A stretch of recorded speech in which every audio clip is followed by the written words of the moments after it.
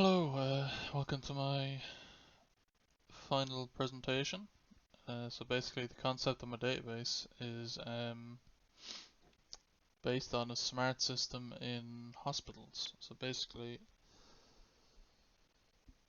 currently in, I think it's Japan, they're currently testing robots to do menial tasks like to collect files for a doctor or put files back, deliver the likes of tablets and stuff, like basic medication to patients, and like take samples to labs and stuff for them across the hospital.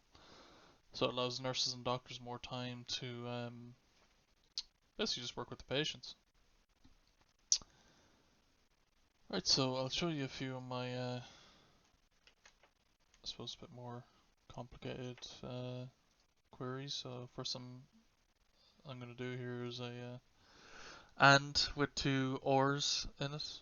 So basically it finds every robot that has a rating of less than 9, greater than 5, and robots that do task delivering bloods. As you can see, the results there shows basically all of that, all of them between 9 and 5, and anyone else who's doing bloods. So basically the next query I'm going to show you is a aggregate. So basically it matches anyone who's in the ICU and anyone within the ICU is doing task delivering files, and then it does the sum of all those ratings together. But because there's only one who does that task in the ICU, it should be 7. It's 7. And my second last one I'm going to show you here, basically it's a bulk find and update. So it updates these two robots, Dave and Bobby. Changes Dave's ward from St. Martha's to children and Bobby to files to bloods.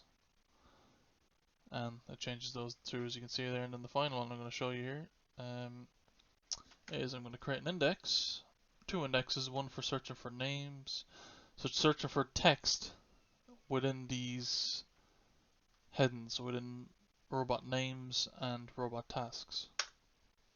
So as you can see there, create the index.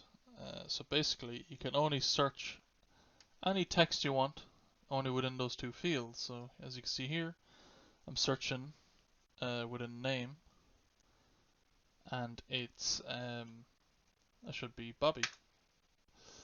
And the next thing I'm going to show you is task. So it'll show, I'll text search files, and it shows all the robots who does files within the list.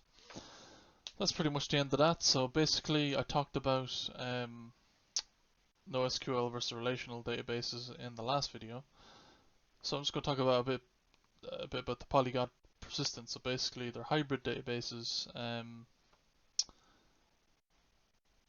That's pretty much it. They're basically hybrid databases. So basically, say SQL, I put complex data in it, and if the data doesn't fully fit it, then as a coder I'd have to force it to fit in within SQL bounds.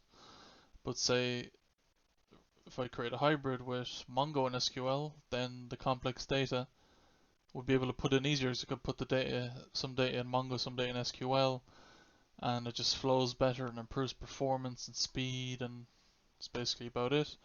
But I'm going to run out of time here because I have a timer this time to make sure I don't go over the 4-minute mark, and I'm going to end the video here. So thanks for listening to my final presentation, and yeah, that's pretty much it.